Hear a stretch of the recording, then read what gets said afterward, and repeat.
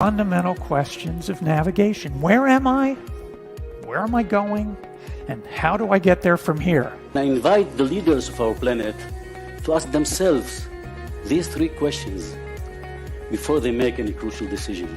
But if you don't make decisions, you're going to stay right where you are. We are all map makers. We are in a time of transition.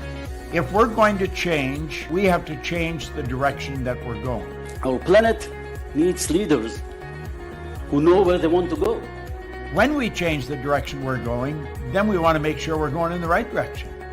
Leaders who can see the big picture. Because if we're not, we're going to either go backwards or we're going to stay where we are. Recognizing the psychological and the spiritual shifts and changes that need to be made, often from the inside to the outside. To be able to shape your future, you have to be willing and able to change your paradigm. Complex journeys require navigation. The path to the truth is one such journey. This is your GPS. Hairstyling services provided by J.D. Edwards Salon and Spa, Palmdale Shopping Plaza, Ladera Street. Accessories provided by Chevette Williamson Jewelry. Standout jewelry for standout women. Welcome to GPS, Global Paradigm Shift on Global 99.5 FM. I'm your host, Michelle Malcolm. And as always, it's a pleasure to be in your company today. Thank you so much for tuning in on this TGIF Open Line Friday, when you, my guest, are actually my co-host. My audience is my co-host every Friday, because you guys help to direct the show in terms of what we're going to talk about, because we are talking about whatever you guys feel like talking about today. Jason, you forget my headphones too. The week that was is the topic of discussion today. And therefore, I'm going to rely heavily on you guys to be my co-host. And I also joining us in the studio is Shelley Lewis, who's going to be with us for about an hour or so to bring us up to speed on some latest developments happening. Shelley, welcome back to the table. Thank you for having me, Michelle. Before I go any further, I want to say a couple of things. I want to say a huge, big congratulations to Sunshine Auto, which, as you know, is one of my major sponsors here on GPS. Their team, their softball team, I think it is, that has been, they've been sponsoring for many years. Last night, the Sunshine Auto Wildcats won their fourth straight championship. Congratulations. Fourth straight. Congratulations, ladies. Congratulations, Sonny, the owner of Sunshine Auto, for your wonderful sponsorship of the Wildcats. You know, you sponsor GPS, so I think it's all family. And even though I wasn't at the game last night, I'm very proud to share a sponsor with the Wildcats, who obviously believe in excellence, because it's their fourth straight victory. And I went by the shop today, and they were telling me that their opponents had them down in the championship game last night by 11-4. And they came back from that and rallied back and still beat them, using veterans in the sport, as well as a couple of the younger ones. But like they said it to me in the store, they say, you know, they thought they could beat us because we had veterans out there, but they don't understand the veterans have the experience. So the veterans put a beating on the other team, what had a bunch of young folks on it. And they came back from the 11-4 deficit to win the championship, fourth in a row. Congratulations, ladies, for always upholding excellence. And you all continue to have bragging rights. And I want to say congratulations to you, Sonny, for your long-term support of that team. They couldn't have done it without you. And you are an excellent sponsor. On behalf of that team, I would like to thank you. And obviously, on behalf of GPS, we'd like to all thank you for your continued support. So big up, Sonny. and the Sunshine Auto Wildcats for their fourth straight championship victory last night. And those of you who are regulars of GPS, I want to encourage you to please go to Sunshine Auto if you have any need to get rims, tints, and tires, like the cute little girl says in their commercial. They also do, they have a car wash section there. They have a section where if you have your AC need gas, and they do all of that. So definitely go and check out Sunshine Auto right there on the corner of Soldier Road and Abundant Life Road, and get your service provided there. But thank you, Sonny, for your ongoing support, and congratulations again to the Sunshine Auto Wildcats for showing them youngins how it's done. And speaking of which, I had an opportunity last night to sit alongside a young anchor woman. Zaraness, as I would have mentioned yesterday on my show, invited me as a part of the 45th anniversary of television broadcasting. They have all week long been inviting former anchors to come and join on the set and anchor the news. And last night was my turn. And, I had to take my time, Shirley, and do my makeup and make sure I go onto the hairdresser and get the hair fixed and, look, cause, Remember they used to pay you for doing that. Well, now they don't, you're on your own now. Really? Well, at least but they ain't said nothing to me about that. So in other words, how you come, you come. Remember we got a grooming allowance? Yeah, we had grooming allowance back on that. I don't know if they do now. But, I had to go make sure I was fixed because, I sitting up next to this beautiful young lady I had to represent. You had to represent. The sisters who've But been you looked good, though. who've been here a little longer, So, so I want to say thank you to Zaraness for giving me the opportunity to sit back in the anchor seat. It was actually quite an enjoyable experience. Well, no, Kushlapin, she's pretty good. She's a good anchor, and it was fun bouncing off of a younger one. It brought back some memories from back in the day when we toiled in that newsroom all those long hours. And set the pace in broadcasting. Because, no, I don't think any broadcaster or any journalists have exceeded us. I was talking to Jerome Sawyer about that as well. It's a different work ethic now. These young reporters couldn't come up in the newsroom what we came up in. No. They would not have survived. No, would not. Let me tell you, when I first went to ZNS, at first, Ed Bethel was the news director, but he was only there for a short while, and then Obi Wilchcombe came in and took over from him as news director. And Obi had this habit, Kirk Smith too, to some degree, but Obi as the news director. You would write a script, take it into him for approval. He read the script, ball it up, and throw it back at you and say, not good enough, could do it again. But he ain't telling you what's wrong with it. Wrong with it. And you know who I was most fearful of? Who? Elaine. Really? Yes. Am I understanding? When I used to come from court in the afternoon and Elaine was right there waiting for me, I'm like, oh, Jesus. Because she ain't gonna play with you.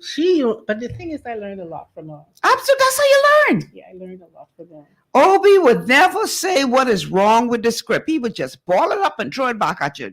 Not good enough, go do it again. I'm like, it would be helpful if you would say what is wrong, but he ain't telling you what's wrong. You got to go figure that out.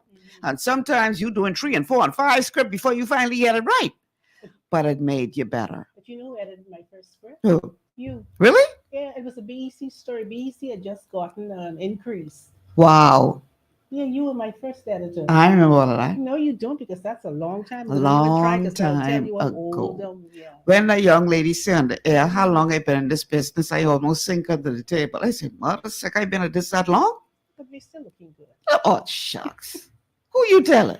We're still doing good. Not going down without a fight. That's my motto. I ain't gonna fight.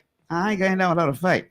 So yeah, it was a pleasure. Thanks to Zadanez for allowing me to sit on set last night and read the news. And it's like writing. Everybody's like, "How you feel?" I said, "It's like riding a bike." It never leaves you. No. Yeah. You go, you sit down, you read the news, and that's it. But it was a good feeling to That's be back good. then. I did see some of our old colleagues there. Mhm. Ashley Taylor Oh, is now producing the news there, okay.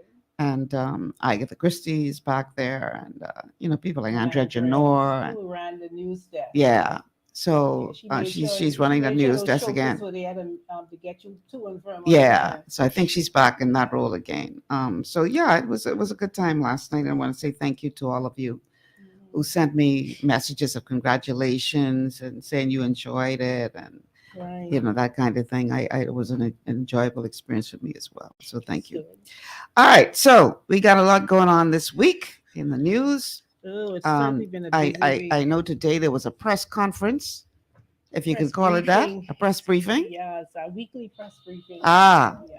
so what Well, what were the highlights? the highlights of it was we had the immigration minister, Uh-huh. and personally, I felt as though they were very guarded in terms of their response to the media today. As we all know, Clint Watson is on vacation. Oh, you take vacation? Yes, he is on vacation. The Okay. Trey Ramming and Jillian Gray. Jillian always, get it started every week, but they are now in office and overseeing the press briefing. Okay. But this morning was very interesting. We had Minister Keith Bell, Mm-hmm. and he was questioned, very brief, didn't elaborate or anything. He was questioned on the labor situation in the country with regards to the minimum wage. Okay. And one of the questions that I had put to him was he mentioned in the House of Assembly that some 60,000 persons would benefit from the minimum wage, and the workforce is actually little over 200 and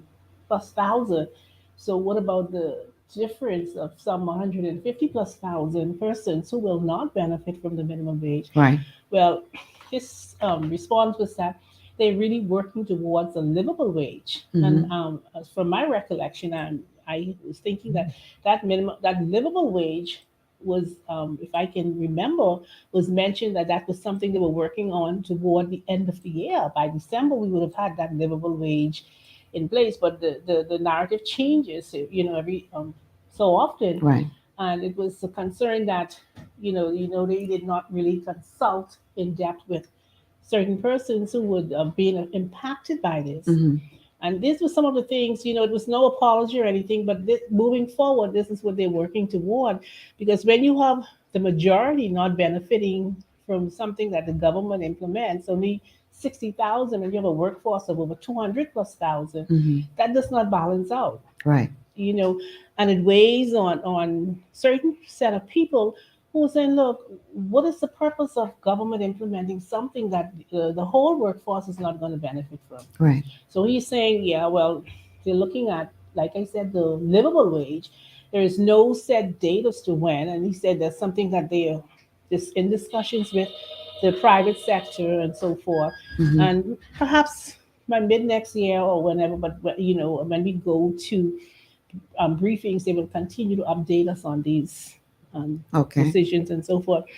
And another thing that they discussed was very briefly was the immigration situation on Abaco, the Mm-hmm. shantytown. Right. Well, if you recall, the minister Alfred Sands indicated that there will be a press conference called very shortly, Mm-hmm. with the multi-dimensional press conference, whereby they will have all the stakeholders, everybody involved, and can speak to the concerns of the Bahamian people, Right. because they've been getting a lot of pushback, a Pushback. lot of Mm-hmm.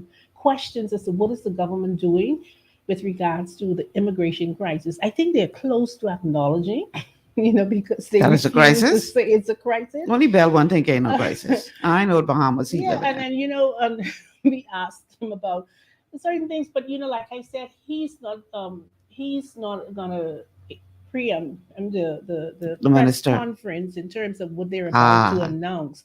Well, let's take a break because we have a Mhm. call on the line. Caller, Okay. welcome to GPS. Good day, Michelle. How you doing today? Great, JT. How are you? Pretty good, and good afternoon, Shelley. Hi, good afternoon. First of all, Michelle, let me congratulate you for having been professionally put in the honorable chair last night. Thank you. Yeah, I have not paid attention to TV 13 News in so long, I no longer have cable and I can't reach it otherwise, so I'm Okay. really clueless as to what's going on TV 13 now. Mm-hmm. But, I still like the fact that it's our station, so I'm always happy when I hear that there are improvements going on up there. So, Well, you could catch them on Facebook. Everybody on Facebook and YouTube nowadays. well, I don't even know how to make that happen, unfortunately. So I try to log on even to y'all on Facebook and can't make it happen. So, Okay, yeah. I got it. Yeah. Two things that's lingering with me, Michelle, from your shows from last Friday. I'd like to touch on both of them. One of them is bothering me very much based on the nature of the point that was made last week Friday. I called in on your show last Friday and noted that one of the things that I was disappointed in the Prime Minister's speech the Tuesday prior was that the Prime Minister did not acknowledge God in his speech at all. And, the Bible says that God is a jealous God and he will share his glory with no one, and that all good and all perfect things come from God. And that when we as human beings who, as Christians or Christian nation, do whatever we do, we must give the author and the source, I should say, of those successes due and proper credit. Mm-hmm. And God is the author of all good Right. and perfect things. Mm-hmm. Now, what bothered me last week is that one of your callers, who seems to have an issue with me, but that's his right, he called in and he made his comment, and then he said, people are dealing with petty this and petty that and petty this instead of dealing with what the Prime Minister said. And he said, he made reference to me making mention that the Prime Minister did not acknowledge God in his speech as being petty. Michelle, when I heard that, my heart sank. You know why? Because it shows me why the Bahamas essentially is in trouble. Then God is supposed to be acknowledged, and people will say that acknowledging God, or people who are concerned about the Prime Minister not acknowledging God, is petty. That goes to show you how truly in problems we are as a country. I respect everybody's right to believe as they wish. I do not ever attack somebody's right. But the merit of what they say, or the demerit of what they say, is what concerns me, just the same way I want people to deal with me. The other two things I would say. I vehemently disagree with Brother P. In my humble opinion, he was truly out of order. Or the other day when you had those female guests on in regards to the comments that were made by Clint Watson, when Brother P had called in and said that that they were bullying the Prime Minister. Brother P, my brother, with all due respect, the Prime Minister is the ultimate servant, sir, of you and me, the people, whether we elected him or not. He is there to serve. He is supposed to be spoken to by we the people. Respectfully, yes. But he's supposed to be spoken to. And if he's right, point it out. If he's wrong, point it out. In my humble opinion, there's no such thing as bullying the Prime Minister in a democracy. I don't see that in our Constitution. Mm-hmm. So, that one also bothered me, but that's Brother P's, the way he responds. But the other thing that bothered me from that show that day, and again, I respect everybody's right to believe as they choose. And I can't quote one of your guests, but she said words to the effect that marriage has nothing to do with God or something to that effect. I honestly can't remember her exact quote, so I'm paraphrasing. Let me make it clear, and I'm not a Bible scholar, but let me make it clear that if God did not institute marriage, there would be no such thing as marriage. Marriage is a godly institution that was established by God when he created Adam and Eve in the Garden of Eden, which the Bible teaches clearly. That is where marriage originated. Marriage is therefore a holy matrimonial union between one man, natural born, one female, natural born. And Anybody who doesn't accept that or believe that they're going contrary to God, again, that's their right. But they are wrong in believing what they believe when they go contrary to what God has established. And if I went contrary to God and what He established, I would also be wrong. And um, you know, civil the law, the legal law, wasn't even in existence. Marriage certificates on marriage licenses weren't even in existence when Adam and Eve were created. So ultimately, marriage has nothing to do with, ultimately and exclusively now, with, um, it did not originate, is what I'm trying to say, in legalism or the legal law. Marriage, again, was instituted by God. Now, of course, there are laws that regulate, as we all know, aspects of marriage, but the institution itself has nothing to do with legal law. That's all divinely established by the true and living God. Some people accept that, some people don't. But that's life.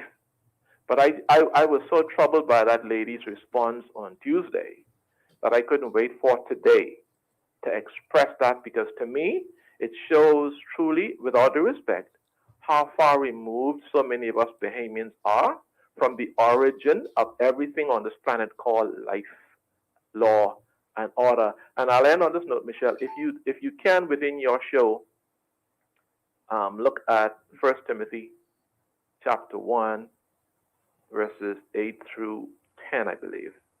The Bible talks about what the law is and how the law is, what the law is supposed to be dealing with, and who is regulated, quote unquote, by the law, and who the law is for and who the law ain't for, and what the law is supposed to be there to basically speak out against. And, you know, us human beings did not evolve, and there are people who believe that, and they have a right to believe that, but they are wrong in believing that. Because we human beings, with all of the intelligence and the creativity and the ingeniousness and the emotions and the passions and the ability to speak multiplicities of languages, only could have been created by a God who is divine. And if you were to put the parts of a computer on a desk, that could sit there for a trillion years. Those pieces by themselves will never organize automatically by themselves into one computer unit. And to me, that evolution to me is just as ridiculous as that example I just put to you, Michelle, in respect to that computer. So at the end of the day, everybody has the right to believe what they want to, and I respect somebody's right to believe.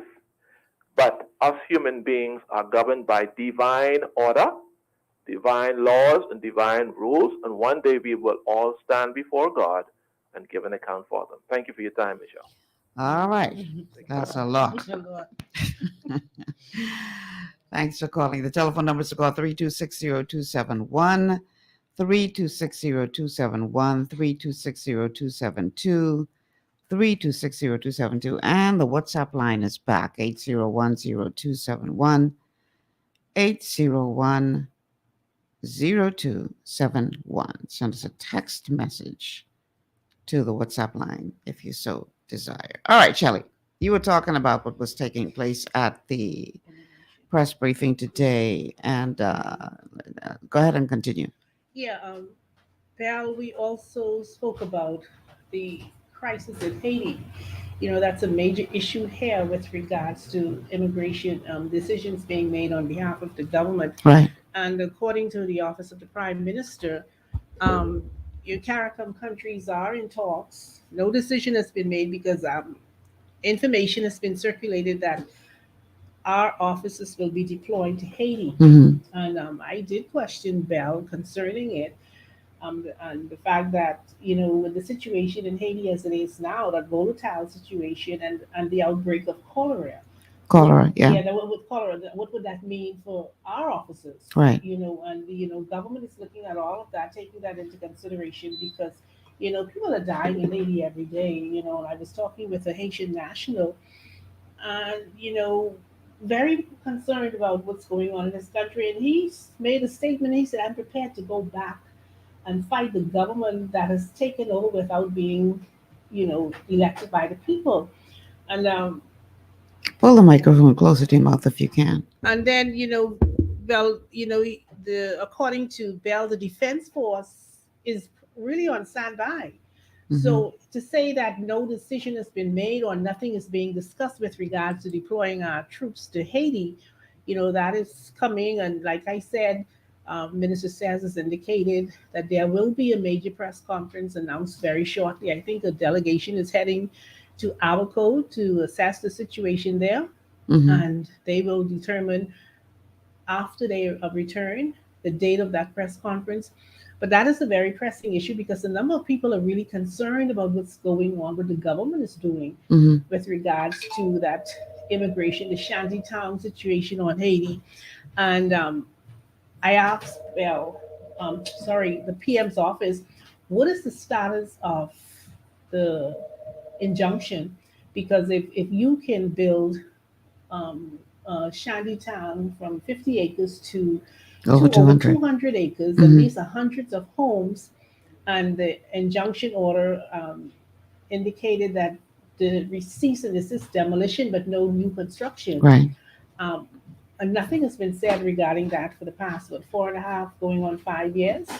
So the Trey Raming, who's now sitting in for Watson, indicated that he will help the Attorney General.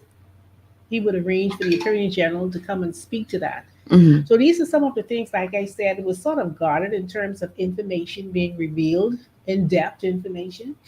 But that is the status of the situation with regards to the immigration crisis. That, like I said, the government is in talks with CARICOM countries, and they are trying to put together a plan of action to address the shantytown situation on Abaco. They have expressed concern for health issues, environmental issues, but this is something that you cannot put on the back burner and wait until it gets out of control, because we're having outbreaks in the country, and we don't want it to get worse than it is now. Right. So I'm assuming that early next week we'll have some word as to what government's position is regarding the immigration in the shantytown crisis. I'm going to call it crisis. With you and everybody else. Yeah. We have a call on the line. Caller, welcome to GPS. Hello, caller. Hello, good afternoon, Mama. How you doing today? Good. How are you? All right, thank God for life, Miss Malcolm. Shelley Lewis in there, the great Shelley Lewis. Yep. Hi. Hi, how you doing? This is one better known as the Popeye. Be so happy when I catch you in there because so much questions, and I know you might could give us answers since you work directly with asking those questions. Can you all hear me? Yeah, we can hear you. There's a bit of a feedback, so I don't know what you're calling us on, but I'll turn the speaker on. I'll turn the speaker off. yeah, do that. You can hear me better. Yeah. Let me try Okay. to move on. Go ahead. Keep talking, though. I agree with you. Okay.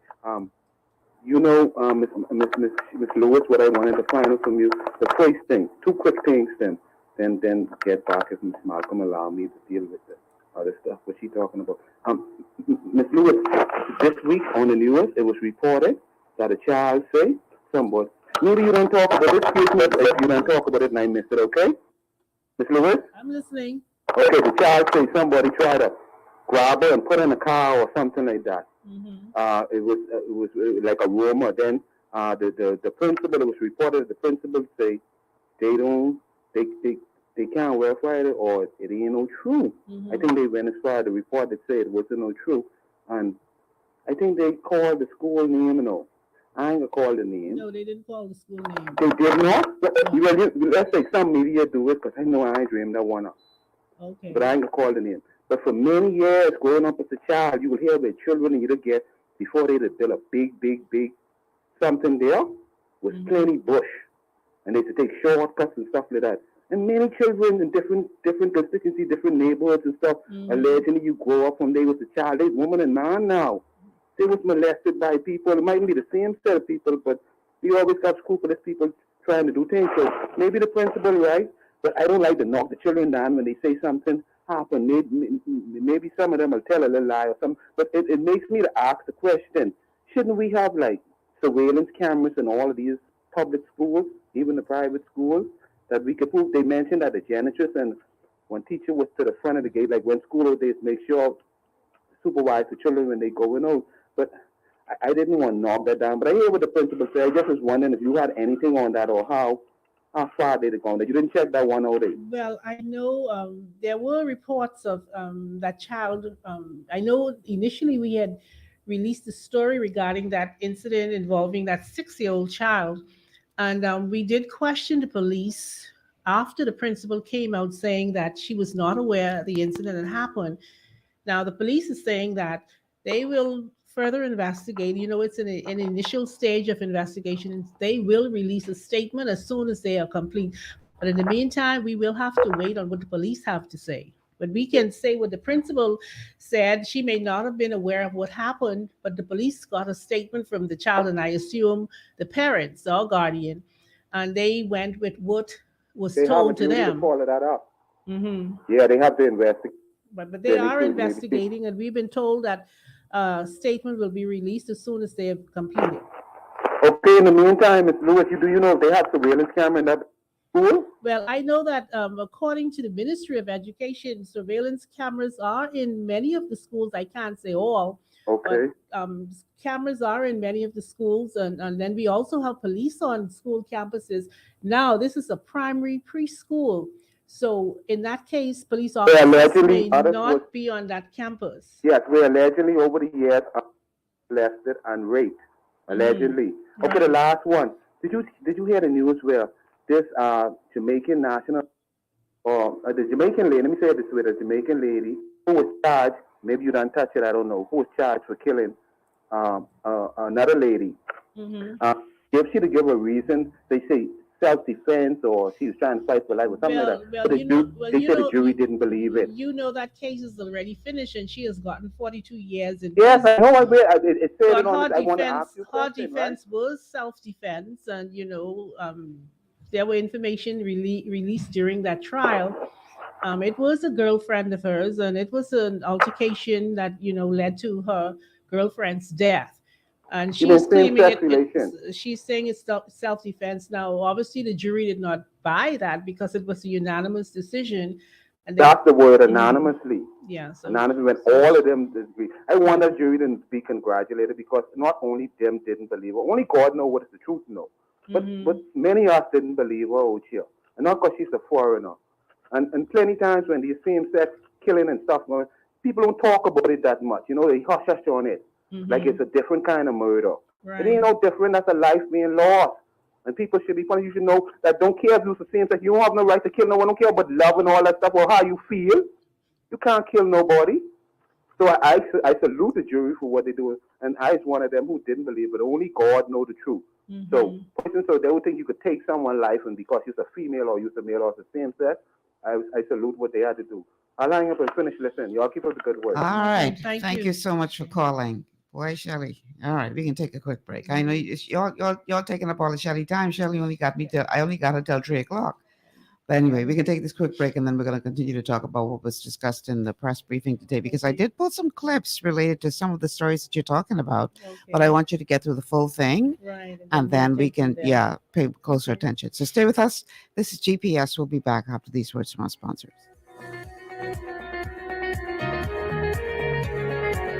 Understanding your microbiome, also known as your gut ecosystem, can change everything you thought you knew about nutrition, digestion, immunity, and metabolism. Keeping your gut ecosystem healthy and balanced is essential.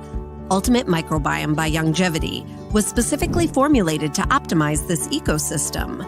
It provides the advanced support your gut needs through prebiotic, probiotic, and postbiotic supplementation.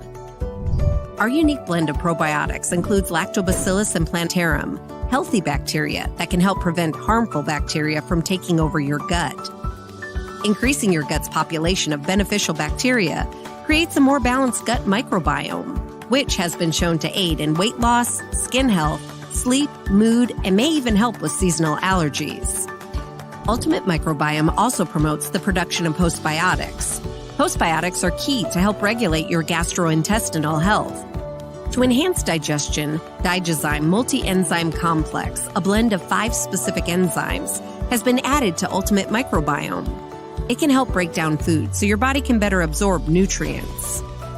Plus, we've added our proprietary I-26 hyperimmune egg powder to aid in the elimination of disease-causing gut bacteria and help your body balance its immune response. Ultimate Microbiome, the scientific, proprietary, and holistic approach to gut health that helps optimize your body's entire gut ecosystem. To learn more, contact your longevity associate. Welcome to Sunshine Auto, the hardest place on the planet for a rims, tints, and tires. We are your auto superstore for rims, Lexani, Azaras, Trueform, Western, Lux, Fuel, Trackline, Tough, Rough Racing, Velocity, Mud, All-Terrain, and low-profile tires, cars, homes, and commercial window tinting. At Sunshine Auto, we put God first and customer is king. Blessed love. To stay healthy, it's crucial to make sure you get the nutrition you need every day. But it's difficult to get all your recommended vitamins and minerals from food alone. Even in the United States, 94% of people are deficient in at least one nutrient.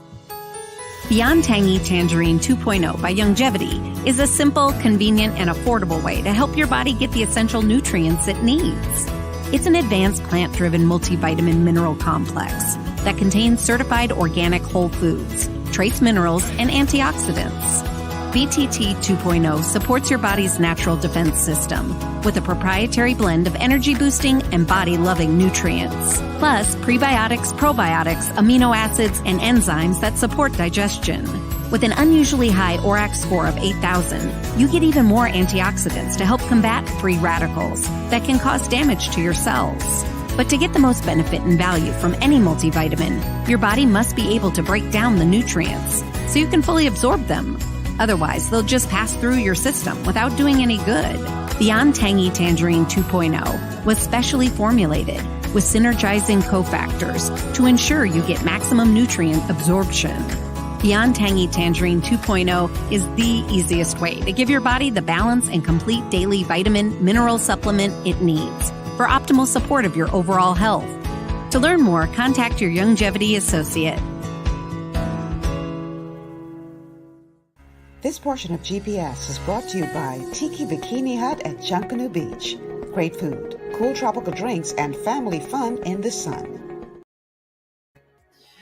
Welcome back to GPS Global Paradigm Shift on Global 99.5 FM. Michelle Malcolm here, along with Shelley Lewis on this TGIF Open Line show.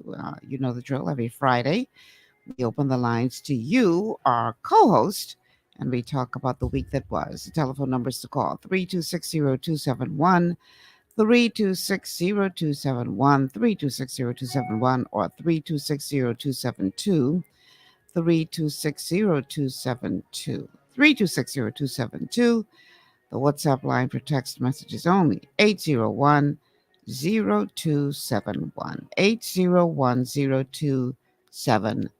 So Shelley did attend the OPM's press briefing today, and she's just been bringing us up to speed on what was discussed. So I just wanted to get through everything, bring us up to speed, and then we're going to zone in on some of these things that she's talking about in other stories. I almost forgot. We have a caller on the line. Caller, welcome to GPS. Hi, Miss Weekend Lady.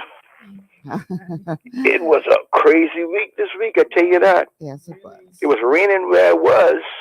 When I got up, I wanted to go on the 19th. I'll never forget this day. The 19th of the 10th month, which is my birthday, and the 22nd year. Happy belated. Thank you very much.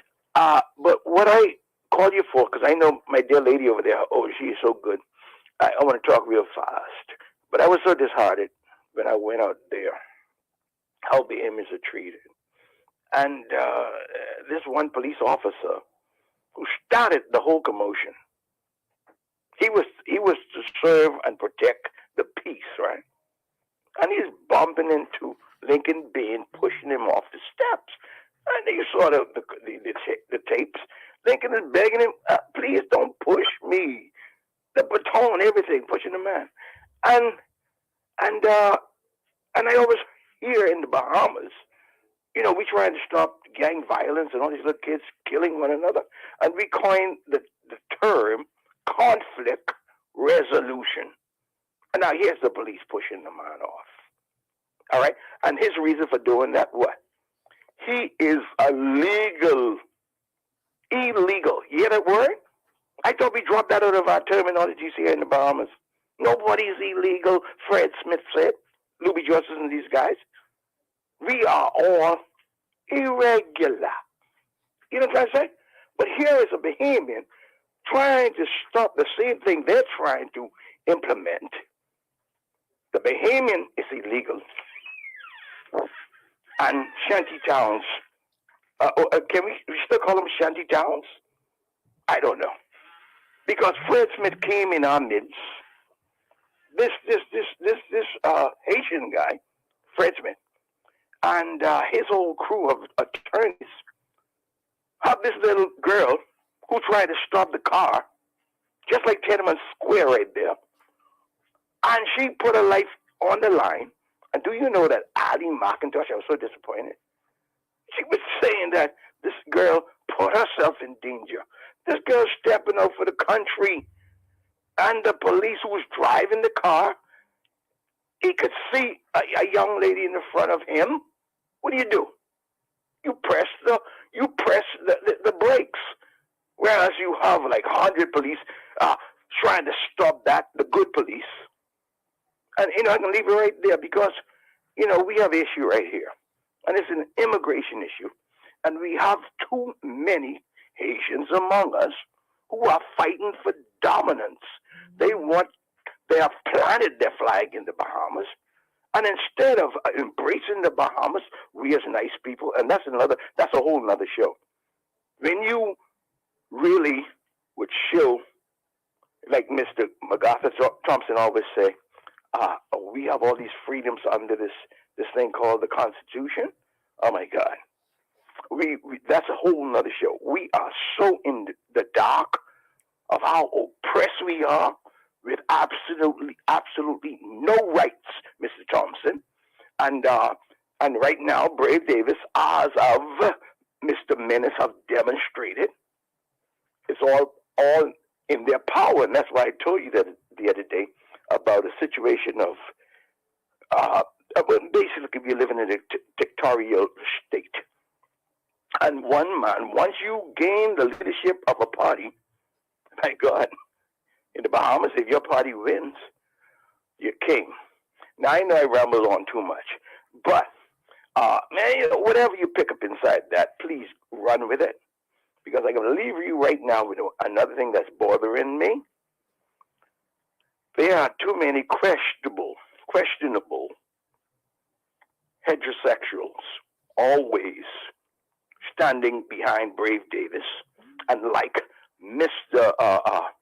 JT just said just now, there's no recognition of God in this God and Christian states we living in.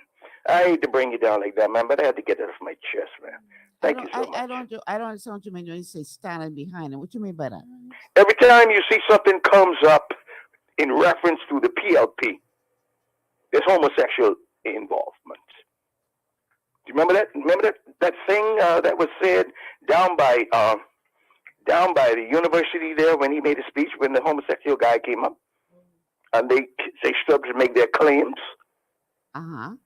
Okay, and every time you see Brave Davis, you see the Fox Hill minister somewhere, and the guy who speaks for him now.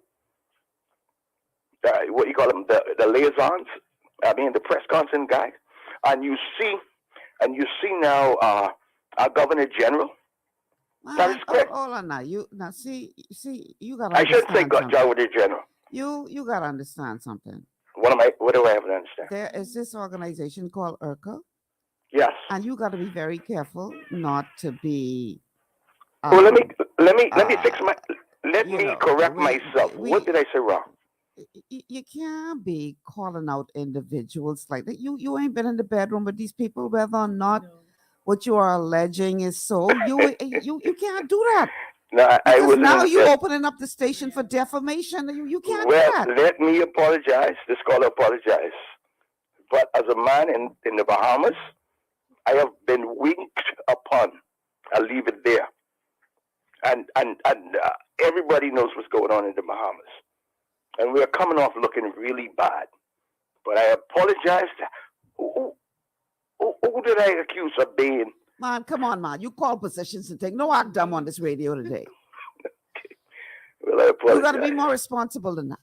Well, if you want to make a general statement, make a general statement. Don't be calling individual positions. Omit everything I said and just please, it is a general statement. Listen, I am a COI big time, right? And I get my information from these people because I don't have the time to go dig it up. I also have eyes and ears. And you remember back in the day when the artist from Delancey Street, I think his thing was, the guy who they buried sitting up in a chair. You remember that guy? Yes. Should I say that he was? Do you have any evidence of what he was? Were you in a bedroom with him? You should be a lawyer, my dear. Were you in a bedroom with him? No, sir. Okay, no, ma'am. leave that right there. Yes, leave it right there. Yes. But food for thought. Food for thought for BAME people. Thanks for calling. Thanks for calling. Thank you. Because I think the longer we leave you on the radio, the more you open up this station for defamation of character. Listen, y'all. When y'all want to call on me making these kind of statements, keep them general, please. Yeah, no names. Okay? It ain't necessary for you to be calling individuals where everybody know who you're talking. Come on, man. You got to be more responsible than that. Okay? And I don't understand the point you're trying to make, quite frankly, that everybody who's standing behind the prime minister is allegedly a homosexual. I mean, that don't make sense. And I don't want you to think that there weren't homosexuals in the former administration. I mean, we always be going with these things. And furthermore, in this society, we love to jump all over the homosexual, like that's the only sin according to the Bible. When some of y'all is the chief sweethearters, is the chief liars, is the chief abusers. Some of y'all defending abusers, is the chief thief. If you was to have to go before the court for all the things that you thief from your job, let's be honest now. Sin is sin. He that is without sin cast the first stone. Oh, okay. But we only just hop on one. Yeah. But like the Lord himself said, if you without sin cast the first stone. That's why the Bible tells you work out your own salvation. Because plenty of y'all around here who judging other people. Who shouldn't think they should be co-op. The Lord could be asking you who you is. Who are you? I know you're not. When you come, they're talking about Lord. So stop it. Because plenty of y'all who throwing rock at homosexual, y'all got plenty sin in your life. Well, you're setting me up. I got to moderate a church retreat tomorrow. But I mean, you got to stop by, Jelly. Yeah, I agree. Yeah, listening to him is like where you going with this? Yeah, anyhow, finish talking, yeah? Okay, where were we? Well, one of the key things today, and what all of us have really been following this week, was that price control list, the expanded list. Big story. And according to the Prime Minister's office, they had given the retailers, wholesalers today to come up with some proposals. Unfortunately, that deadline was not met. Right. And the Prime Minister's office has announced that they will give them an extension to next week, Friday, so they can come up. But that's a very controversial topic because I've been following some of the comments made, and consumers are saying, would the retailers will expect, Let's see what people don't realize, because I think it was wrongly reported or confused that it's only 38 items that's being added, but it's 38 categories which encompass hundreds. They said over 5,000. Wow. And according to the grocers, that's between 30 to 40% of their inventory, of their revenue. So if you're talking about cutting back on that, It's a major cutback. they said that many of the small ones in have to particular will close. end up out of business. Mhm. You know? So you have to look at it realistically, and you know, and we're talking with people, the consumers, and people in the public. You know, why is it that government can't find more creative ways? And you know, the opposition is suggesting remove the of the bread basket items, put it back to 10%, and you know, and it'll be more livable for consumers. But when you go after the retailers and the wholesalers, how are they going to manage with, you know, 5,000 items on the price control list, and they have until next week to make the adjustment? And then, like somebody pointed out, a lot of the stuff that's on their shelf now, they already purchased at a certain price. Mm-hmm. So if they would have to slash those Exactly. prices They're gonna now, lose. they're going to lose. And it's the domino effect that's going to trickle down to the employees. Right. A lot of these little small businesses cannot sustain, you know, that adjustment, because if it's going to affect their revenue, and then on top of that, you've got The minimum wage the minimum increase. wage Yeah, increase. yeah. Then you've got NIB went up. You've got BPL went up. Yeah. You know, taxes are killing the businesses as well as the consumers. So how do you present that balance? Because at the end of the day, we're going to have persons being laid off, businesses closing. And that is not, nobody wants to see that happen either. Hmm. So, Because you find that a lot of even the small stores who would come under the under the minimum wage as of January, some of them don't even make that kind of money in the register a week, or you know, or even a day to Yeah. say absorb that extra payment out to pay for an increase in BPL, an increase in minimum wage. You know, we deserve minimum wage. Trust me, the country is in need of minimum wage because it is for far too long it has been low. Yeah. But it is the time for it. You know, we're heading into a recession come next year. The United States is announcing a recession, an anticipated recession. So what does that mean for the Bahamas? Are we going to see a lot of businesses, particularly small businesses, impacted as a result of government's decision? Perhaps there could have been more consultation on the part of the businesses and the government rather than just government making that decision, um, not hearing from the businesses. hmm boy, I know some people would say, you know, is there ever going to be a good time to raise minimum wage? Is there ever going to be the right time? You know, when people suffering and their children hungry and they don't know. Right. There's so many different facets to this Exactly, and discussion. that's what I'm saying. And many persons say there should have been some consultation to see how best, you know, both government and the businesses can come up with the best solution that will benefit both them and the consumers. Because at the end of the day, government is saying, "Look, I have to take the burdens of the back of the small the Bahamians." You know, Mhm. on the other hand, when you do make decisions that's going to impact the businesses, it's going to trickle back. So how do you strike a balance? Yeah. Well, that's a multi-million-dollar question right there. How do you strike a balance? Because at the end of the day, somebody can hurt. Someone's going to hurt. Yeah.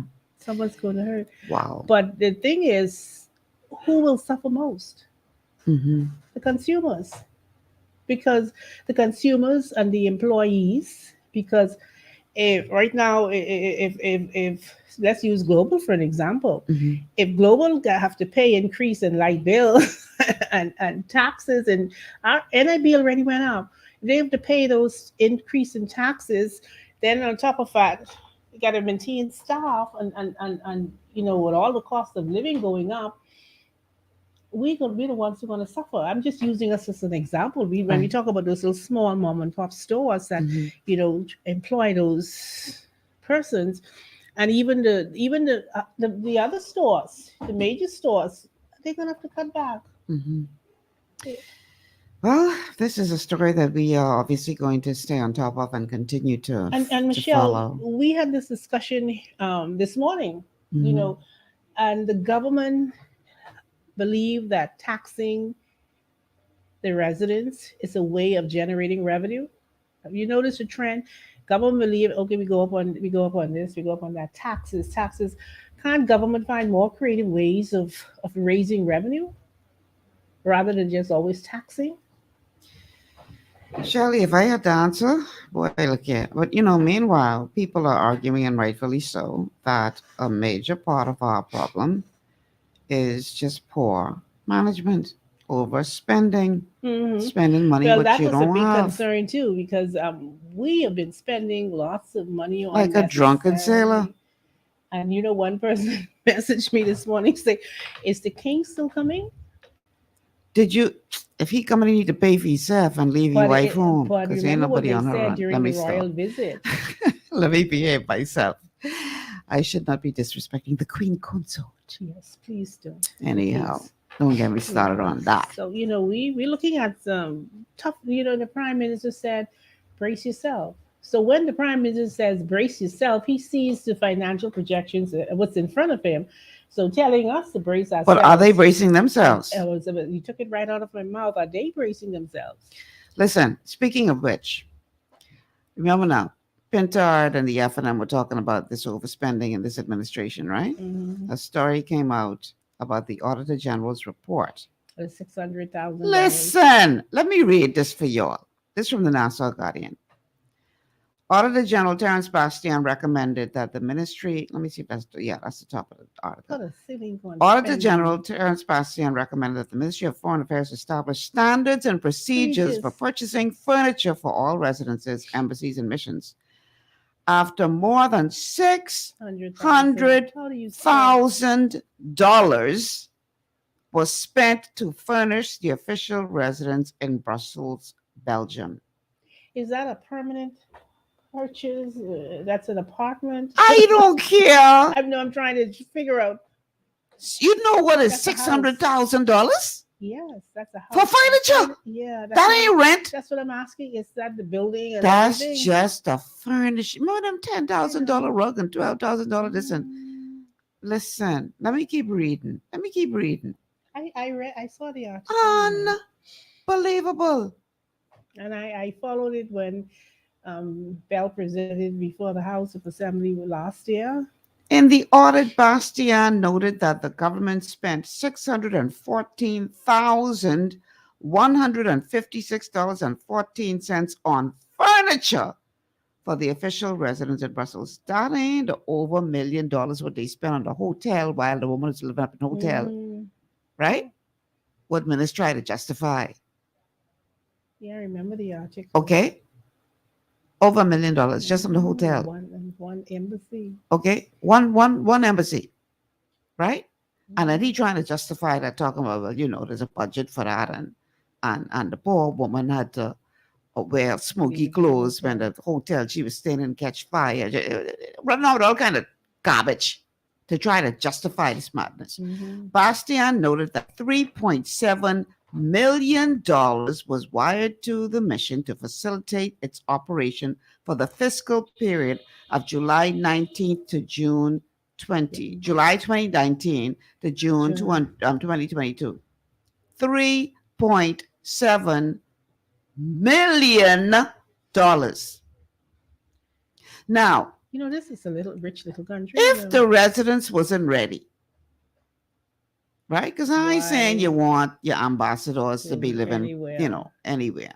So if the residence wasn't ready, what going on in Belgium that was so important that this woman had to be living up in a hotel for almost 2 years? Perhaps we should have. Why she couldn't be home doing her duties from here, non-resident. Yeah, non-resident. Instead of running up over $1 million plus. $3.7 million? And they got the nerve to be talking about overspending? All of y'all guilty. So when you spending money on foolishness, right?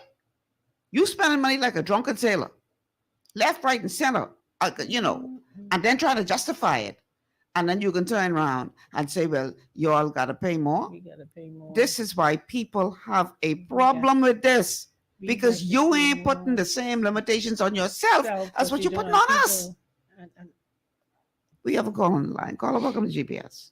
Thank you for taking my call. I thought I would like to continue that trend, but I would definitely not put your station in jeopardy in illegal matters. But I can tell you a true story, and you can connect the dots. There was a certain foreign minister of foreign affairs, I think that's what you call it. Never the word of foreign policy yet that benefits us, but it's all about affairs. He had a group of people to carry within someplace, and the budget wasn't there at the PS. He simply told the PS, find it. You know, it's either that or your job. So you live under these conditions that are really sometimes difficult to fulfill. But some of these leaders are so pressing and financially demanding on the small country that we live in. That's what we're dealing with. When they get there, the monsters come out of them. And now, if you need to have a place to go visit somebody who was refurnished, and then maybe that was the trend, because the same thing is in foreign affairs, right? You see, if I was looking at the books that would really happen under the previous administration, probably I could do something like this under my administration. You follow me? So this is the trend, and it's sad. But until we, like somebody that's called the show, until we get rid of these trust funds, he has a way of saying it. People, but I could tell him if not, we get rid of them, this could still be here. Yeah. That's it. Unfortunately. Yeah. But if everybody learned how to trade, they could beat this recession. They could beat all of the oppressions that comes along with it, and the stagflation and the inflation, by simply learning how to master the art of grabbing bits and turning it into dollars. That's all you got. That sounds good, right? But when you don't have money to buy the next meal for your family, what you could trade? No, you trade other people's money. You qualify yourself to trade other people's money. You don't trade your money. I could trade $1 million other people's money. You qualify to do that. So what I'm saying to do is learn to get qualified to do it. All right. Then the money is there for you to trade. I got you. All right? All right. Thank you so much for calling. I know you got to go, right, Shelley? Listen, Shelley, I appreciate you being here. Thank you so much for updating us about what was covered during the press briefing. I really appreciate you being here today. And all the time. You're welcome anytime. So we're going to take a break, and then we're going to dive in deeper to some of the stories that Shelley raised from the press briefing today. We're going to go take a little closer look at the issues from this past week. Stay with us. This is GPS. Your body's immune system is under constant pressure from things like stress, lack of exercise, and toxins in the environment. It's crucial to be proactive and support your immune system with the nutrients it needs to function effectively. But it's often hard to get these nutrients from food alone. Introducing fast-acting Zinc Plus Immune Support by Longevity. Unlike zinc-only supplements, Zinc Plus Immune Support builds on the proven power of zinc and adds complementary nutrients to give your immune system extra support. Vitamin D helps balance the effects of zinc, while our proprietary blend of natural fruit and root extracts provides the extra help your immune system needs to work against daily stressors. And we've included Longevity's exclusive plant-derived minerals to give your body the minerals it needs, but can't get from food alone. And because Zinc Plus Immune Support is delivered in a great-tasting, sugar-free, berry-flavored lozenge, it encourages quicker absorption of all these nutrients into your body. Zinc Plus Immune Support. Zinc plus the extra support your body needs to promote a healthy immune system. To learn more, contact your Longevity associate.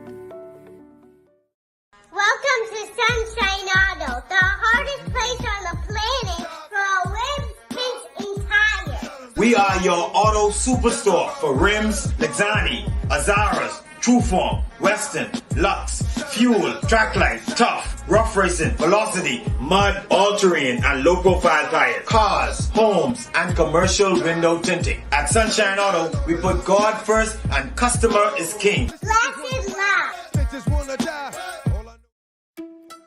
It's gotten harder and harder to get your daily requirement of vital nutrients from food alone. Without additional vitamin and nutrient support, your health and well-being can suffer drastically. That's why Z Radical was specifically formulated. It combines a blend of antioxidant-rich vitamins, minerals, and botanicals with the protective powers of fucoidan to help fill the gaps from lack of nutrients in your foods. The core of Z-Radical is fucoidan, a naturally occurring polysaccharide that helps stimulate immune reaction, protecting you against inflammation and oxidative stress. We harvest this powerful mineral-rich nutrient from brown seaweed, harvested only from the world's most pristine ocean waters to ensure the purest quality. It's then extracted using cold process technology to ensure maximum levels of bioavailability. Then we add essential vitamins that help to protect your cardiovascular and nervous systems and are crucial for optimal immune and neurological function. Z-Radical also includes a proprietary blend of delicious antioxidant-rich fruits and berries. This great-tasting combination helps your body combat free radical imbalances that can contribute to a variety of degenerative conditions like arthritis and heart disease. Z-Radical. Experience the power of fucoidan with antioxidant-rich berries, 8 essential vitamins, and more to provide you with potent health benefits. To learn more, contact your longevity associate.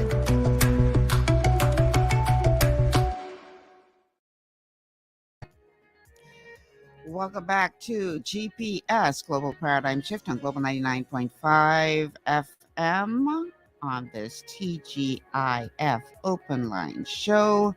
I'm your host, Michelle Malcolm, and you guys out there are my co-hosts today.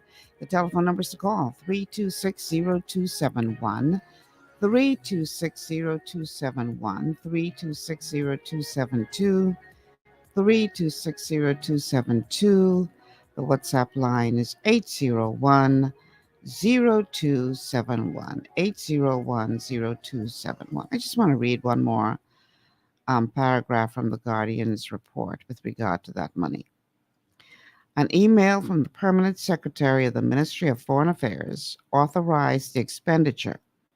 However, documentation to indicate that the disbursement was approved by the Cabinet was not seen on file. Okay, I can leave that one right there. I ain't got no further. What kind of, anyhow, I just say I ain't got no further. I can leave that one right there, Jason. I can let them marinate on that one by themselves. No cabinet approval. But you spending $600,000 and more on furniture. No checks and balances with regard to, anyway, like the man say, you all need to do better, put some systems in place. But you would think that they would have already been there. But again, this just goes to show you that they really don't have no respect for us and our money, because their money would come out their pocket, would go on to spend on all them things. That's the taxpayers' money. You all pay for that. Me and you, who pay in our taxes, pay for that. And keep in mind that that was going on at a time where Bahamians were standing on long lines in the hot sun for $20 voucher to go try put a little bit of something in their churn belly during COVID. And the lockdowns that the same administration, or should I say the competent authority, because he was the only administration at the time, it seemed, when the competent authority knew clearly about this money that was being spent in Brussels, but had you all online in the hot sun for $20. So, Michael Pintard, you are my friend, but don't come around here talking about they overspending, because if that ain't overspending, please define for me what was. And I know you weren't sitting in the seat at the time, but the party which you support was sitting in, the party which you lead, I should say, was sitting in the seat at the time. So I say that to say, Peter ain't no better than Paul. And quite frankly, those of us sitting out here find all of y'all to be hypocritical, because you could sit up and find everything wrong with what this administration doing, but you couldn't see it when you were sitting around the table when your administration was doing equally wrong. And that is a part of the problem that we have in this country. So come back with something else. There's certain things which you all don't bring up. Don't bring up. Overspending is one of them. The handling of Dorian is another. We don't want to hear from y'all on that. Don't have nothing to say on that. But I can leave that one right there. Okay, so getting getting back to this whole question of the shanty towns. I pulled a report from some interviews that was done this past week with some residents of the shanty town speaking out with regard to all of this attention that they're now suddenly receiving from the authorities about whether or not they have a right to remain in these homes that were constructed there, particularly those, I guess, since the injunction. I can just let this play, and then y'all can tell me what y'all think. These people stop that from starting. You give them the chance to do all kind of foolishness, then okay, they take over and over and over. And when you come in to try stop that, this is too late. Meanwhile, this resident says the uptick in individuals living in the farm is partly due to Haitian nationals fleeing their country as it continues to experience political and social upheaval stemming from a more than a decade-long economic crisis. There are wars happening all day in Haiti. There's no leader in the country. There are some areas where you can't pass through. When you realize that you can't live in your own country, you'll seek to live elsewhere for the time being. Residents also adding that the lack of employment on the island and in some cases their inability to access jobs have played a part in them not being able to seek housing elsewhere. We can't rent apartments. Things are hard for us. We're just living here in our small homes with our children. If we were working, then it would have been a different outcome. But we're not working. As I spoke with residents here in the shantytown who are mostly Haitian nationals, they shared with me a long list of reasons as to why they're still living here. Many of them telling me that after being displaced by Hurricane Dorian 3 years ago, this was the only affordable place for them to rebuild in hopes of moving on. Majority of the homes in Marsh Harbor are demolished. There are not much apartments available anymore. Everyone's living in these small homes, and my economic standing doesn't allow me to live somewhere else that's better. Another challenge that residents in the farm continue to face is having to pay thousands of dollars for legal status, this resulting in some of them having to decide between what they consider to be the lesser evil. They would want to move, they would want to be able to buy property, to be able to do this sort of stuff, but it comes down to what I was showing you. They still have to put in their documents. I remember last year I paid $6,000+ on my papers. $4,000 for my work permit and $2,000 for my insurance. Sometimes we won't always have a job. We work every other day or every other week. So that results in persons not being able to pay for their work permits the way they should. And that's one of the reasons why we end up living here. And while Shantytown residents admit that they are not in compliance with the law, they maintain that they don't have any other options. The government saying it's illegal. It is illegal building without the government permission or whatever. It's not. But at the end of the day, if you don't get nowhere to go, and the government don't provide nowhere for you to rent or buy or whatever, so we got to do what we got to do to survive. Meanwhile, this Abaconian expressing his grievances with Bahamian residents in the Shantytown, who, according to immigration authorities, are allegedly harboring undocumented migrants. The Bahamian people are wrong for doing it because guess what? They're the ones always complaining about it, that the Haitians squatting on land and squatting in their they actually getting money from them. It is not fair. Okay. First of all, in order to get a work permit according to the laws of this country, you are supposed to be out of country when you apply for a work permit. Right? That's what our law says. So if you are here in this country and you don't have any work,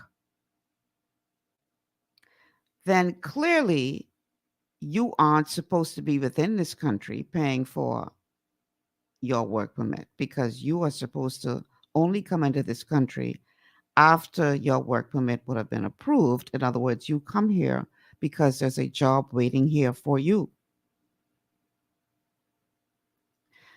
So if you here and you ain't working, what you doing here? You ain't supposed to be here. Worse off if you come here illegally. And what amazes me is the arrogance when you can say, well, you know, I blame the government because y'all wait till it gets to now, and now it's too late. How could it be too late? How, sir, with all due respect, can it be too late?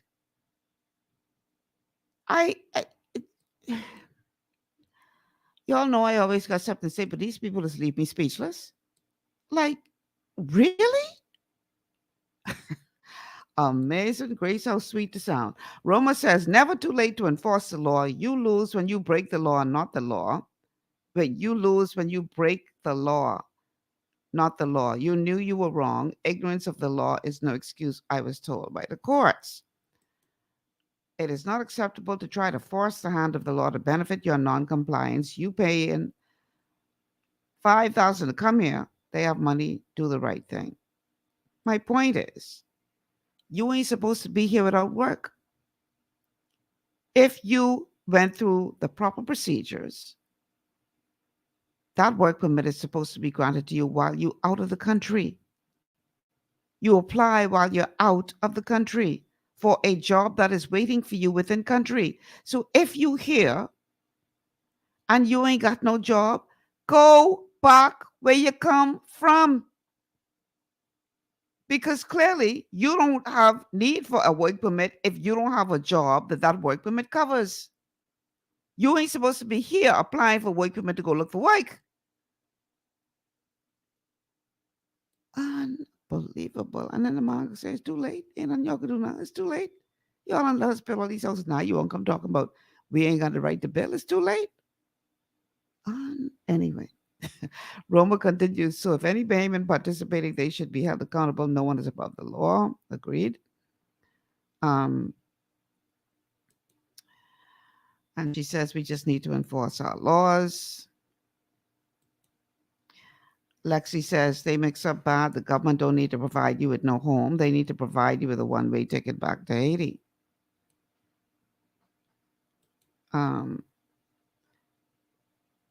Roma says that's our biggest problem with these issues. You see the arrogance. That's it. Vernon says they feel their power now, Miss Malcolm.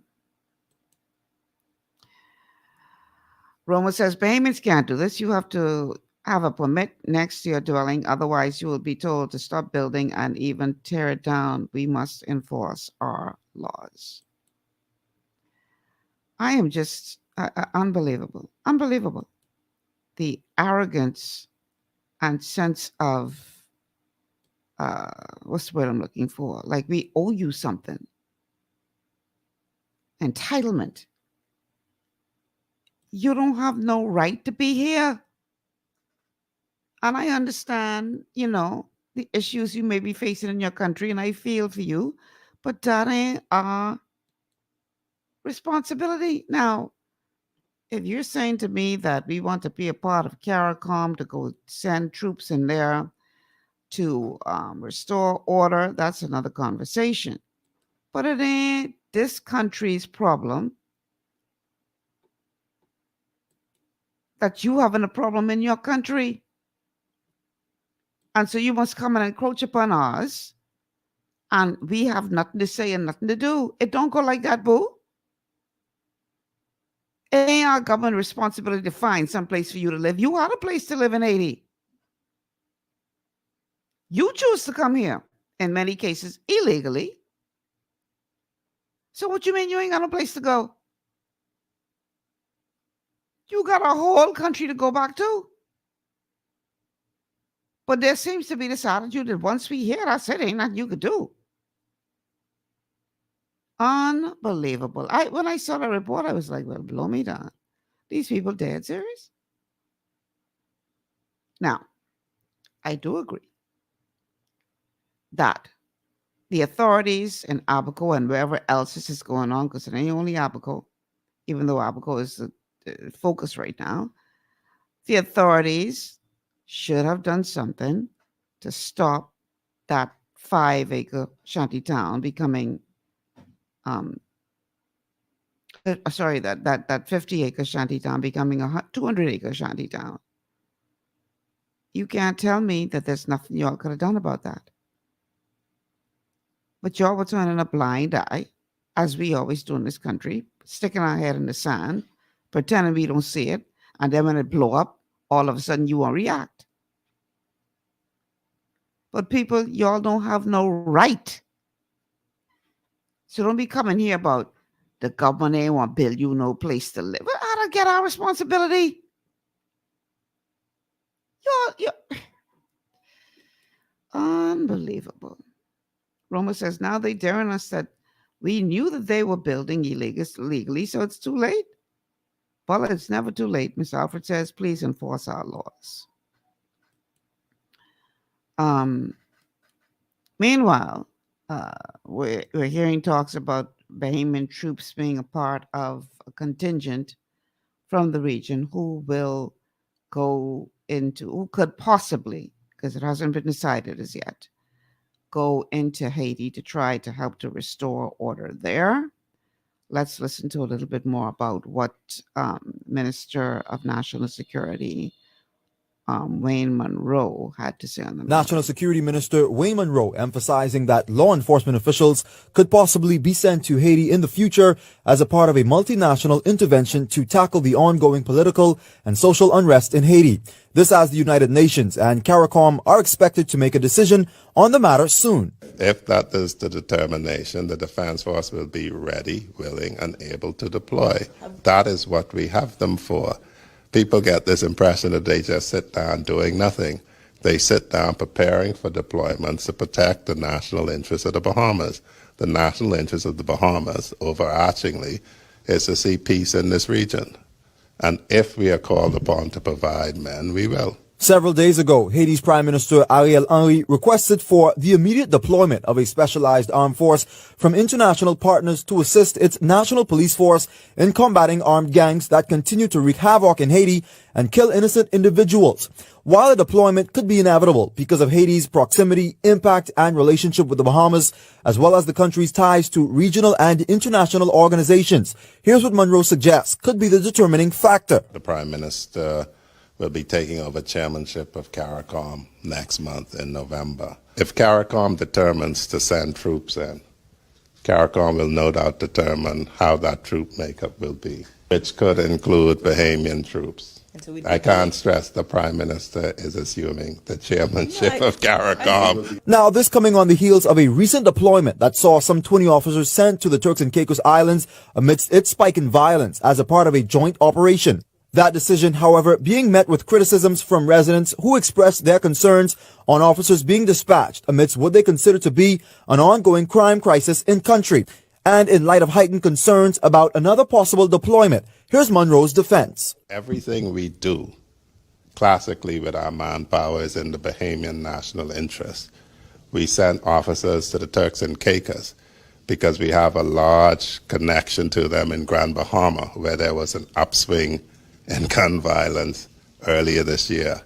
So we're concerned about our national interests. Wherever people are that we're required to check, we will check, and we have interest all over.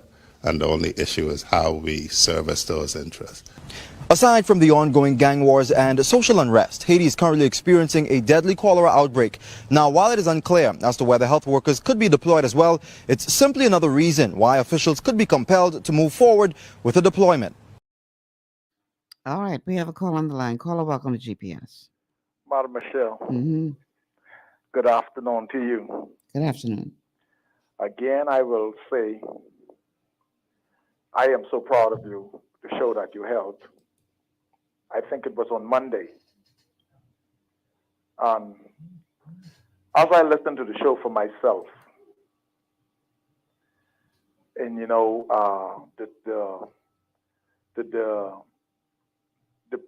the release that you give at the end of the show, I hope that you would do that before you leave, because Pauper, I don't think Pauper remember Pauper hearing this. But looking back at your life, now that I remember, you could not have missed the structure from one of the greatest spiritual leader ever, Duke Smith. And I know that the Bahamas is changing some of its values,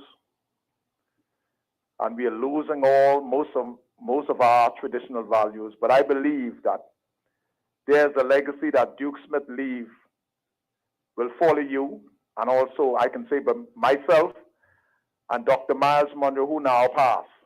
But let me tell a story, and I'll get on to my subject matter. On Monday, why I said I want to congratulate you. And You're I'm talking going to about be calm. Tuesday show, not Monday. Monday was constitutional. Okay, what day it was? I think it was Tuesday. Tuesday.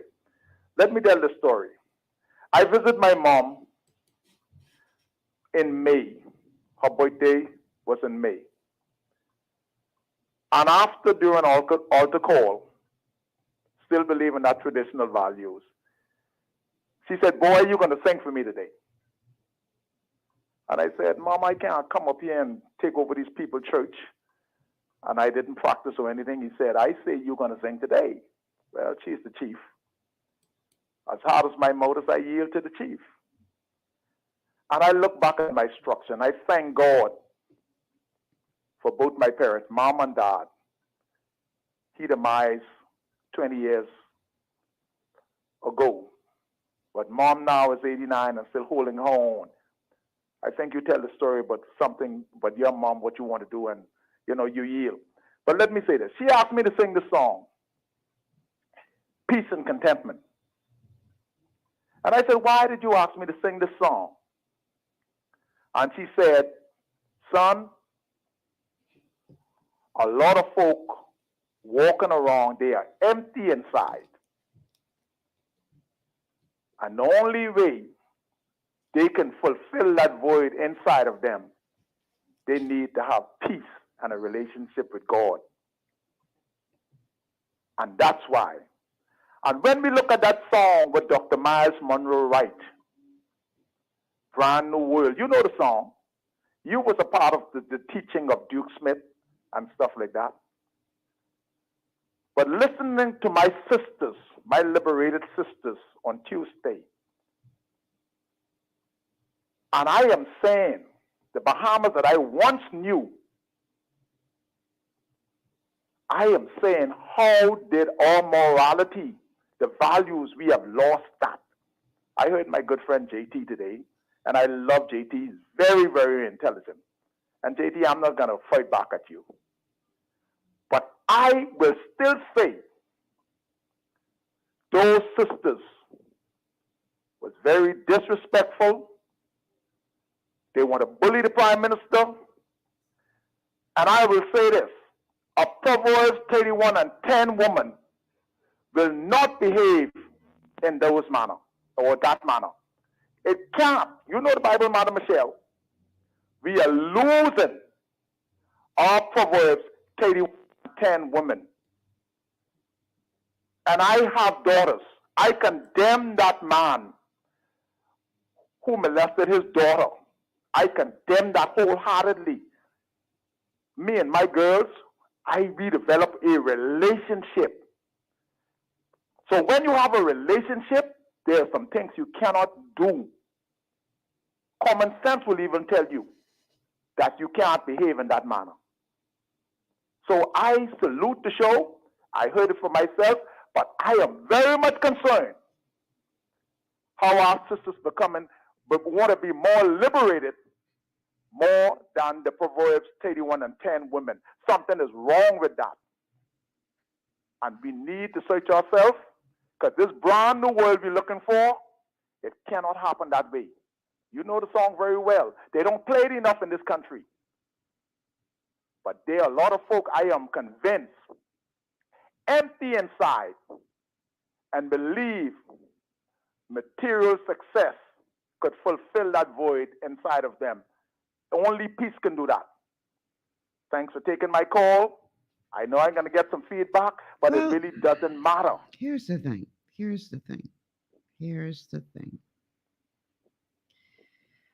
When we have this discussion, when we talk about the role of the woman and the role of the man and the role of the wife and the role of the husband and traditional values and all that kind of stuff, listen, I am not knocking traditional values, because I believe that when you tear down foundations that uphold a structure, then you shouldn't be surprised when the structure comes crashing down. And I believe that we have tried to tear down some serious pillars that have upheld our community for many, many generations. And now we acting all surprised that everything is falling apart. But one thing that I never or I rarely hear in this argument, we like to talk about women and liberalization, etc. But I don't hear very much about the responsibilities of the man and the reason why women feel that they have to do what they have to do because men aren't in the position where you say they're supposed to be. When I think of this whole argument about marital rape, and the point that I made at the end of the show on Tuesday is that somebody said to me, you know, y'all missing the point. While y'all busy, distracted, rowing about us against them as it relates to males and females within a marriage context, the whole idea behind the push for marital rape reform is bigger than that. It has a lot to do with same-sex marriages and the fact that there's a lot of, they're talking from a global perspective, that there seems to be a high level of violence, some sexual violence in same-sex marriages, and they're looking to protect anyone and everyone within the context of marriage who is suffering from this type of abuse. So this is bigger than a man against woman situation. That is how it was explained to me. And that was the point I was trying to make at the end of the show on Tuesday.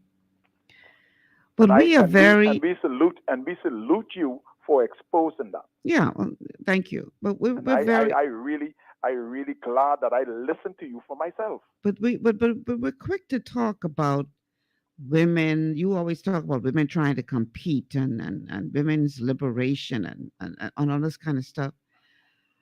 But I don't hear very often men talking to men about what it is to be a good man. You're talking to one. Well, you know, here's the thing, though. You're talking to a good father. You're talking to a good man. But here's the thing, though. A part of what we are missing in this argument, in my humble opinion, is that in many instances, women have been pushed into having to take the stand that we are taking because too many men are not living up to what you believe, what you say you believe. Good men, the qualities that good men should possess. And what y'all don't seem to understand in this argument, right? It's like a young criminal goes out there and shoots and kills somebody. And then when they get arrested, the mothers that out there crying about not my good son, this my good son, and my good son always good to me, and whatever I need, if I go ask him to buy me some food, he'll take his last $10 and go buy me the food, and this my good son. But your good son out there killing people. But because that's your son, you finding a reason to justify his wrong. Now, the problem I have in this argument against this whole question of marital rape, right? I'm listening. I'm here. I'm listening. You are a man who is loving your wife, treating your wife with the dignity that any human being should be treated with, regardless if that human being is a man, a woman, a boy, a girl. All human beings deserve to be treated with dignity. And I wonder if you all realize that, and I understand why y'all doing it, because y'all feel that y'all gotta, protect the rights of men against women who may decide to use it as a weapon, as the argument I hear a lot. But at the same time, there ain't much difference between you and that mother who talking about my good son, even though her son is there creating havoc for everybody else. Because that law wouldn't be designed for a good husband or a good man. who is taking care of his wife, who is treating his wife with love and dignity and respect. That's designed for the brute beast who is out there. And I want to play the clip from the UB report that gave us a number of women in this country who say that they are being or have been, and I know you don't like the word, but it is what it is, raped by their husbands. Could I respond? Let me finish my point. Okay. Over 4,000 women. So when you decide to defend the men, for whatever reason you decide to defend the men, because we got to be careful of these women who can wrongfully accuse these men, even though if they wrongfully accuse them, they still got to prove what they're accusing them of. They still got to prove it. Don't you realize that you're putting a blanket over those beasts? And I call them beasts with intent out there who take pride in stripping people of their dignity, who are, as the report found, most of the people who are charged with rape are guilty of other violent acts as well. Don't you realize you're putting a blanket over them when you generally make this statement of, oh, there can't be any such thing as rape in a marriage, and y'all going after the traditional family. So what of the 4,000 women, and I dare say more because only 4,000 admit that it's happening to them or has happened to them, what of those who are being abused? As somebody so willfully pointed out the other day, I've never heard of marital murder. Somebody married, they decide to take their wife or husband life. There's no such thing as marital murder because murder is wrong and murder is a crime and murder is murder. So don't you realize when I'm going to hear the pastor say, oh, if they pass this law and I lean over and I touch my wife, they can say I raped my wife. Come on, man. You're trivializing a serious problem. Now go ahead and respond, and keep in mind that we have a cell phone caller holding on the line. Go ahead and respond. You did me very unjust. Let me just say this. I think the statement from UB is biased. You said 4,000 women, but there never was a conversation with 4,000 men in this country. We talking about alpha male man. One.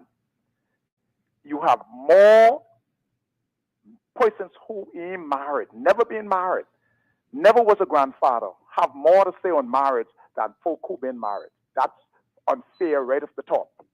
There was no conversation with men who been married. No conversation. But you have conversation with 4,000 women. I have two beautiful girls now. Listen to me. That's one. Two, choice.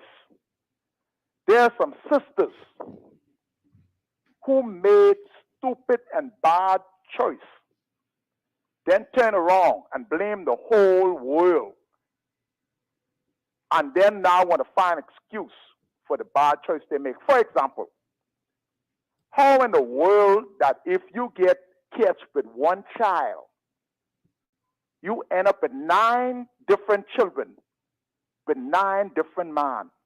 That is choice. You make your choice. I keep telling you when you bring that up. I keep telling you when you bring that up that sperm was involved in that transaction. Sperm was involved in every last one of those 9 transactions. You decide to make that choice. I'm not saying it was a good choice; it's a bad choice. Right. Now let me go on. I don't support no one who want to be in a relationship and seeing the red flag. You seeing the behavior of someone, and you're gonna stay there. And a lawyer, Casey just leave my shop. Casey just leave the shop just now, and we asked the question. I'm not gonna call his name. He's a Casey. It's Casey now. They changed from QC to Casey. And the question was asked. We asked the question. They're listening to me on the show. Customers right in here. It will be difficult for any legislator. This is what he said. For that to become law, long as two persons in the same bedroom under one roof. That only can be effective if those persons are separated. But it will be difficult. And he's a king's counsel. So that and only he said, so that only can happen adds to my argument. If you will have, the woman will have the burden of proof. If you are separated, but not in the same house. No, my point is, if you're in the same house, it'll be very difficult to prove that. Thank you very much. But that's she's the argument. So that's I think that is where the piece of the puzzle is missing. I don't understand what you mean. I don't understand what you mean. He is saying there are laws for anyone to get out of the marriage if there is the marriage has become toxic. This is what he just explained to me a moment ago. Okay. If the marriage is toxic, there's laws now for her to he or she to get out. Okay. But if the person want to be there, there's a motive. So let me ask you something. I'm not a lawyer now. Let me ask you something. I'm not a lawyer. I didn't say you were. But let me ask you a question. Go ahead, sister. So because there are other laws that exist, because y'all got a serious problem with the word rape within marriage. So because there are other laws that exist, she should use those other laws that exist to get out. Right now, yes. But are any of those other laws that exist, would they criminalize his act? But listen. Let me. Okay. Let me ask you this again. Would they criminalize the act? Don't let's fight, sister. My sister. Let me finish my point. Go ahead. Finish your point. Go ahead. If these laws that exist for her to get out, say I could get out based on cruelty, because that's what started this whole. Well, not started, but that's what ignited much of this debate. Cell phone call, you might want to call back. That's what ignited much of this debate when the judge the other day said, I will grant you a divorce based on grounds of cruelty because there's no rape within marriage. So she granted the woman the divorce based on cruelty. Right. But that leaves that man free if he did, in fact, violently force himself on a woman to go do it again to somebody else. Okay. Because we don't want to make him accountable for his actions. Can I respond? Please. I still can't get it. I will have to go with counsel who just leave. Why anyone would be in an environment when that environment has become toxic. Listen, man, you got people who stay in abusive marriages for 20 years. That. Listen to me. The question was asked. I know a professional woman, intelligent woman, when she revealed to me after she finally decided to get out, that she stayed within an abusive marriage for 20 years. Even though the marriage was toxic? Did I stutter? See, something wrong with her. This is an intelligent woman, a professional woman. She's not intelligent, because if you're going to be in any environment that is toxic, something has to be wrong with your head. Hello? I listen. Now listen to me. The question was asked. Your sisters on Tuesday show. One said, give him 12 years. One said 15 years. One said life. Come on, man. God knows it. Come on. A Proverbs 31 woman will never say and make such statement like that. How in the world I will encourage my grandson now to get married? One say 12, one say 15. Same token, how would you encourage your granddaughter to get married? I mean, come on. Why would your granddaughter want to get married? This is it. Because if you're going to go in marriage with this over your head, listen, I don't know if this nation understand man. Neither women. Man goes on what he sees with his eyes, and that's his wife. Now, I am saying to you, if that relationship is toxic, something has to be wrong with anyone head want to be in that. That's what I can't get. And this is what the King's Council said. It will be hard to prove long as those two persons are under one roof. I agree. Okay. But your sisters want man get life in prison? Man, a Proverbs 31 woman wouldn't say that. I did and say I to agree her, that they are trying to bully you. I ain't gonna change, JP, I'm sorry. I am not gonna change my stand. This liberal movement trying to bully the prime minister to give man life. You can imagine all the man getting the thing. God, come on. I did say to her that life was kind of harsh, but I don't see a problem Man, with somebody. man, they need to get saved, like Rodney said. I don't see a problem with somebody getting 12 years for raping somebody. Do you understand? Duke Smith teach you. You don't think they need to get saved? Do you understand? Madam Michelle, answer me. Leave my uncle out of this, please. Okay. Do you understand? Life. Well, I'm not. Listen. I didn't agree when she said God life. knows it. Life. I didn't agree. I said to man, look, man, if I go to a restaurant, if I go to a restaurant and I see that waitress or waiter look they disrespectful, I gone. My money in my pocket. I gone. Let me ask you something. Go ahead. Have you ever spoken to a rape victim? I ain't talking about this marriage question. I just talking about a rape victim. No. Maybe you and should. If I tell you I did, no. Maybe you should. No. And you know what? We need to have a conversation. They have the UB is very biased. You shouldn't even tell me about UB. They are, but you can have conversations with 4,000 women. What happened to the 4,000 men? Ahead of the point that I'm trying to make. Do you believe we want a conversation? Perhaps you should take the time to sit down and talk to a victim of rape. I'm not talking madam, I hear you. Within marriage. I agree, madam, I agree. But I'm asking you, do you believe they should have a conversation with 4,000 married men? Do you believe that? Do you think it's fair to have conversations with these liberated women and none with men? So you're trying to tell me that every woman that claims that her husband forced himself on her is a liberated woman? I am not saying that. I am saying to you, do you believe they should have a conversation with men? I don't see why not. So why is it that they only want to have a conversation with their sisters and don't want to have none with men? You know so much men on this schedule. If that money ain't right this evening, you know what happened? They're in the doghouse. Do you know that? I could tell you because I know that. Men, if that money ain't right tonight, they're in the doghouse till next week. What does it have to do with forcing yourself I love you. Someone? I love you. I love you. I love you like a sister. I really suggest, my brother, they need some conversation. They need open conversation with men. And talk to a rape victim, because in many ways, rape is something that can destroy the soul of a human being. And putting a man in jail for life will destroy his family, his mind, and soul and body. I disagree with those liberated. I didn't agree with the life either. I didn't agree with I didn't agree with her when she said life either, but that's her opinion.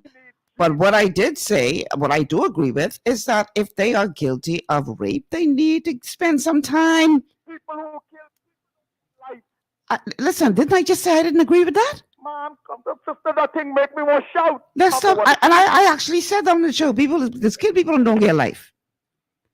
But you missing my whole point. And then the cell phone call is still there. They hung up. They hung up. That you blanketing. If you'd like to make a call, please hang up and try again. Who are killing people's. Anyway. Oh, y'all making me tired today. I ain't got the energy for this. I don't have the energy. I don't see how y'all don't see. Y'all ain't no different from the mother talking about my good son when her good son out there killing people and murdering people and robbing people and raping people. But that's her good son. But she can't rebuke him and tell him he wrong because that's her good son. In spite of what he doing to the rest of us. Caller, welcome to GPS. No? Okay, let's take a quick break.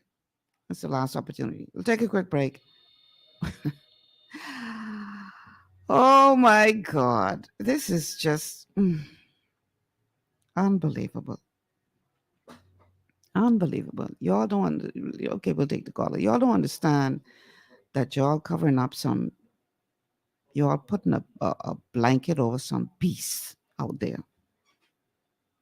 who are, anyway. Caller, welcome to GPS. Yes, good afternoon, Ms. Michelle. Good afternoon, caller. Hi. Visitor. Ms. Malcolm, when marriage was formed, was never formed for all. It was never formed for poor people. Marriage was a thing for the rich who had lands and properties, and for the rich married their daughter into this daughter. It was never made for us. And then when it trickled down to us, a lot of people get married for the wrong reason. Girl, I get married. And so it go down to the poor people, and nobody know why they married today. That's why they could stay in a relationship for 20 years and get beat up, because they don't know what marriage is all about. And the next thing, this movement will be going on, Ms. Malcolm. You on the same side of the theory like me. This the movement. We could argue all day long. This the movement. And although the gentleman say they want the Prime Minister to sign that, he's going to sign that because this the agenda they pushing. And all Prime Ministers going to do what they say. All Y'all right. have a good day. Thanks for calling. Let me just say this. Whether it be marriage between a man and a woman, whether it be civil union or marriage or whatever you want to call it between same sexes, human beings are human beings. And no human being should be violated in such a way. None. None. Regardless of the sex that you are, whether you want to call it marriage or whatever, as a human being, no one should treat you that way. And whoever calling me on the WhatsApp line, please do not call me on the WhatsApp line. The numbers to call, 3260271, 3260271, 3260272. Those are the numbers to call. All right? But let's take this quick break, and then we're going to have to wrap it up on the other side. Stay with us. This is GPS. Understanding your microbiome, also known as your gut ecosystem, can change everything you thought you knew about nutrition, digestion, immunity, and metabolism. Keeping your gut ecosystem healthy and balanced is essential. Ultimate Microbiome by Longevity was specifically formulated to optimize this ecosystem. It provides the advanced support your gut needs through prebiotic, probiotic, and postbiotic supplementation.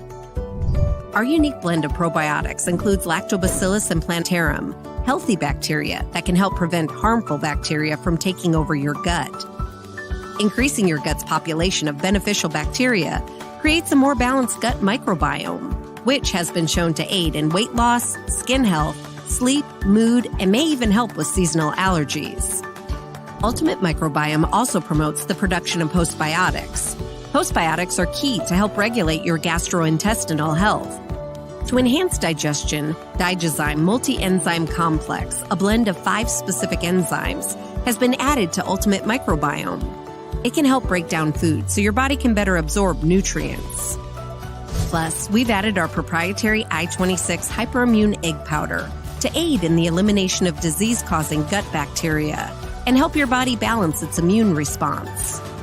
Ultimate Microbiome, the scientific, proprietary, and holistic approach to gut health that helps optimize your body's entire gut ecosystem.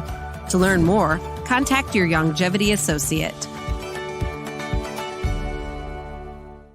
Welcome to Sunshine Auto, the hardest place on the planet for rims, paints, and tires. We are your auto superstore for rims, Lexani, Azaras, Trueform, Western, Lux, Fuel, Tracklight, Tough, Rough Racing, Velocity, Mud, All-Terrain, and low-profile tires, cars, homes, and commercial window tinting. At Sunshine Auto, we put God first and customer is king. Glasses love. To stay healthy, it's crucial to make sure you get the nutrition you need every day. But it's difficult to get all your recommended vitamins and minerals from food alone. Even in the United States, 94% of people are deficient in at least one nutrient. Beyond Tangy Tangerine 2.0 by Longevity is a simple, convenient, and affordable way to help your body get the essential nutrients it needs. It's an advanced plant-driven multivitamin mineral complex that contains certified organic whole foods, trace minerals, and antioxidants. BTT 2.0 supports your body's natural defense system with a proprietary blend of energy-boosting and body-loving nutrients, plus prebiotics, probiotics, amino acids, and enzymes that support digestion. With an unusually high ORAC score of 8,000, you get even more antioxidants to help combat free radicals that can cause damage to your cells.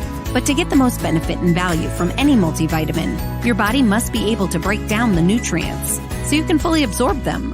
Otherwise, they'll just pass through your system without doing any good. Beyond Tangy Tangerine 2.0 was specially formulated with synergizing cofactors to ensure you get maximum nutrient absorption. Beyond Tangy Tangerine 2.0 is the easiest way to give your body the balance and complete daily vitamin mineral supplement it needs for optimal support of your overall health. To learn more, contact your Longevity associate. This portion of GPS is brought to you by Tiki Bikini Hut at Junkanoo Beach. Great food, cool tropical drinks, and family fun in the sun. Welcome back as we wind down the show. We only have 4 minutes left. Let me just say for the record, I promised on Tuesday that I would do a part 2 with a male perspective, and I'm vigorously working on identifying guests for that.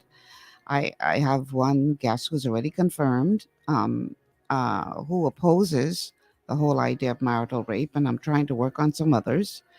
And I want a good mixture of men, some who oppose and some who don't oppose, to bring the male perspective. Tuesday passed, we had all women, and next week, Tuesday, I want to have all men on the panel to bring us the male perspective. But, just for the sake of balance. But, I just think that we need to think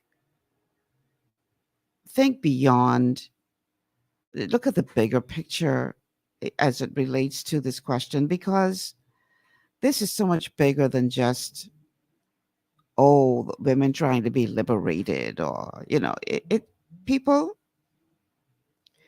understand that while you're doing that, you are, for the most part, providing license to those who are really abusing their spouses.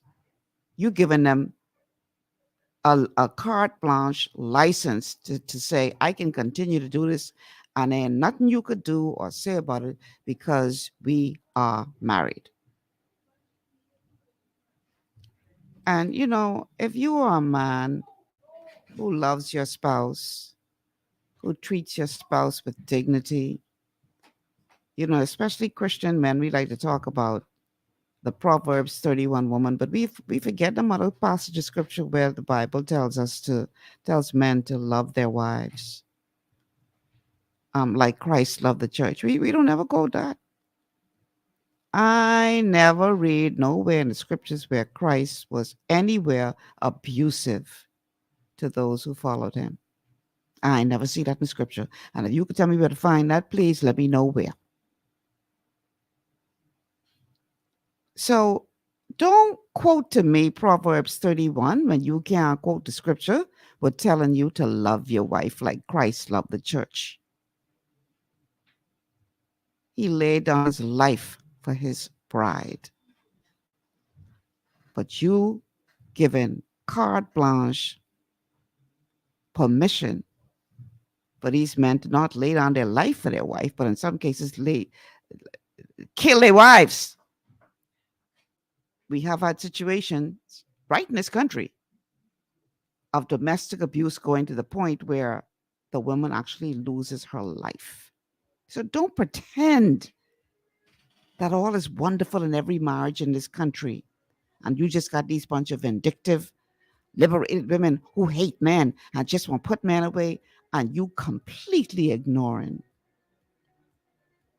the abuse that is being rained down on women and children, and in some cases men in this country, by people with a depraved mind. Because sticking your head in the sand and pretending it doesn't exist does not change the problem, doesn't fix the problem, and you cannot fix what you do not acknowledge. And we have a problem. 4 o'clock, I gotta go. Monday, Masterclass Monday. The Professor God Spare Life will be back in the studio to talk about the Constitution. And then Tuesday, hopefully I get more men to be a part of this panel. We'll hear the male perspective on marital rape on Tuesday. I'll see you guys next week. Until then, be safe. Have a good weekend. And I'm out.